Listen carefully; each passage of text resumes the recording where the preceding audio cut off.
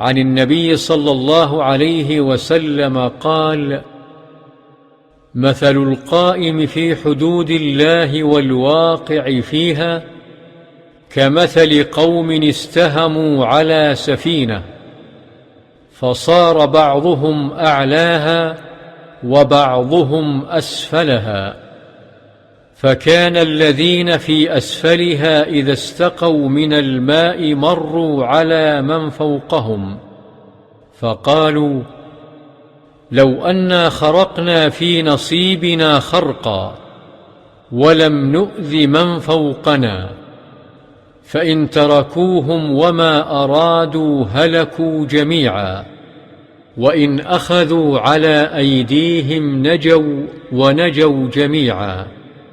رواه البخاري.